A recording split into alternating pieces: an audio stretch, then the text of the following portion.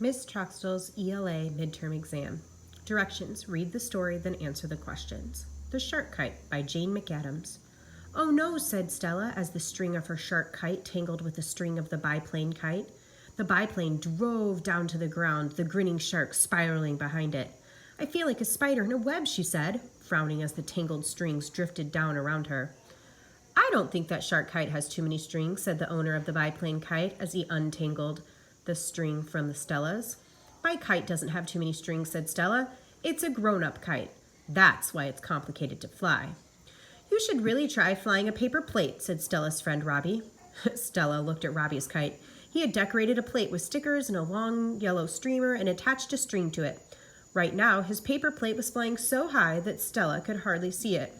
"Your shark kite hasn't flown as high as my paper plate all day," said Robbie, wiping his nose on his sleeve. "Paper plates are for babies," said Stella. She felt like being mean because her shark kite could hardly fly. Just then, Stella noticed a fluffy pink jellyfish kite sailing overhead, bobbing a little as it passed Robbie's paper plate. Stella wished she could trade her shark for that jellyfish. Stella wound the string of her fallen kite around its spool, then holding the string near the shark's belly, she started running. If she could catch a tiny breeze, her kite would fly. "Stella, it's almost time to go," called Stella's mother from the park bench in the shade. "We have to pick up your sister at the pool."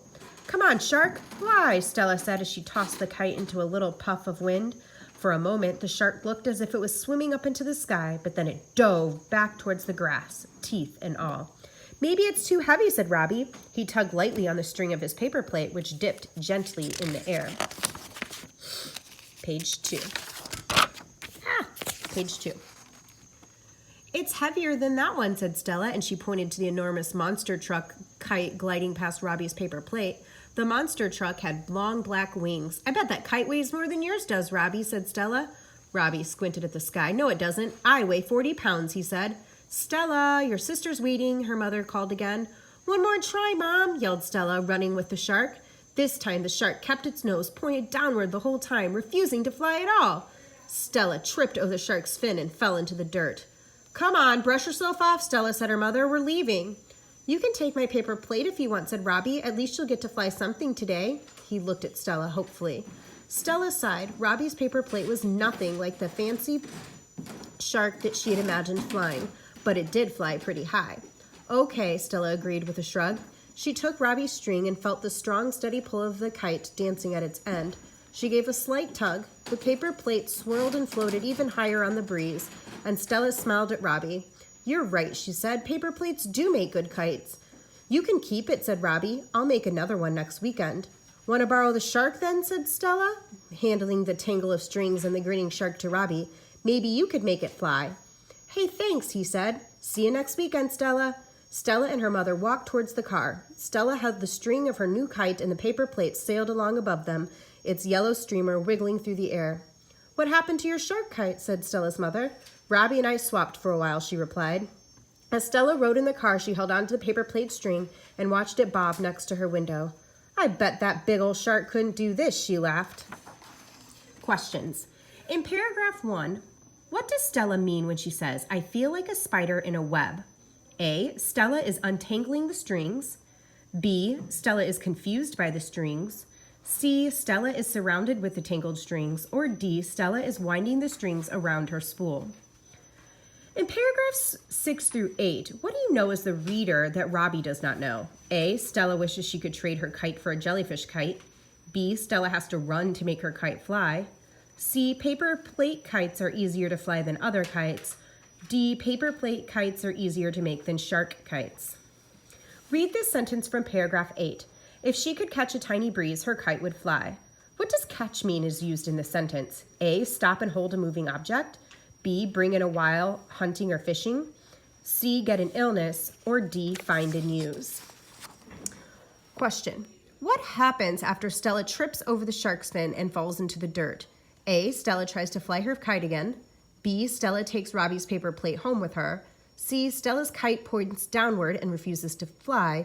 D, Stella points at a kite shaped like a monster truck. What do the details in paragraph 17 show about Robbie? A, he's at the park most weekends. B, he is a thoughtful friend to Stella. C, he is better at flying kites than Stella. D, he is creative with paper plates. What happens because Stella cannot fly her shark kite? A, she tries to fix her kite. B, she notices a pink jellyfish kite. C, she gets into the car with her mother. Or D, Stella tries the paper plate kite. Second story, the private eyes in the case of the big stink. Inez brushed some brown hairs from her bedspread. Ivy fluffed up the pink pillow on her bed, and she picked up the green pillow. "Ack," said Ivy, "this pillow smells." Inez took a whiff. "You're right." Izzy came into the bedroom. "Hey," she said, "who rolled my slippers in the garbage?" Ivy and Inez laughed. "I'm not joking," says Izzy. "Smell them." Ivy smelled the slippers. "Yuck, that smells just like my pillow." "What's going on?" said Inez. "Something smelly is going on," said Izzy. "But what would make my pillow and your slippers stink?" said Ivy. "This must be a case for the private eyes," said Izzy. "I'll get my notebook," said Inez. She wrote, "The case of the big stink." "Any ideas?" she asked. "Let's see if anything else smells the same," said Ivy. "Good idea," said Izzy. Inez wrote, "Plan 1, sniff out the stink." The private eyes went into the kitchen. They sniffed the counter, they sniffed the table, they sniffed the garbage bag. "Ugh, the garbage can stinks," says Ivy, "but not in the way my pillow does." "Let's try the living room," said Izzy. They sniffed the curtains, they sniffed the lamps, they sniffed the sofa. "Yuck," said Ivy, "that stink all right." Inez wrote, "The sofa has a big stink." "What do Ivy's pillow, my slippers, and the sofa all have in common?" "They all stink," said Ivy. "Ha ha," said Izzy. "Hey, wait a minute," said Inez. "All of those things are soft and cushy." "That is an important clue," said Izzy. Inez wrote, "Everything with a big stink is soft and cushy." "My pillow is the cushiest," said Ivy. "That's why I like to lie on it."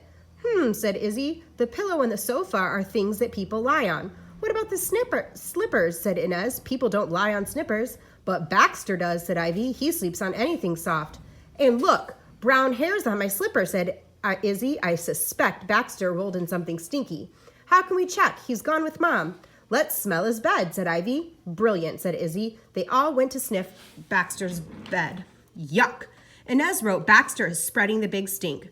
"But what is he rolling in?" asked Izzy. "Let's follow that smell," said Ivy. "Great idea," said Izzy. So Izzy, Inez, and Ivy went outside. They walked around the yard sniffing. "Check out the area behind those bushes," said Izzy. "That's Baxter's favorite napping spot," said Inez. "The ground there is covered with soft moss." "Ugh," she took a whiff. "It's got the stink all right." Ivy peeked under the bushes. "There are 2 rotting eggs under here. They must be leftovers from our Easter egg hunt, and they've all been crushed from Baxter rolling in them." Just then, Mom came home with Baxter. "Somebody has to give this dog a bath," she said. "He stinks." Izzy, Inez, and Ivy laughed. "Come on, Baxter," said Izzy. "Let's get you unstinked." And Inez wrote, "The case of the big stink solved." Read these sentences from paragraph 13 and 17 of the story.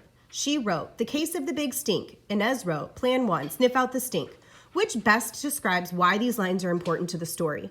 A, they show how the girls record their information. B, they provide proof that Inez has the best ideas. C, they give clues that the story is about a dog. Or D, they show that Inez wants to be a writer.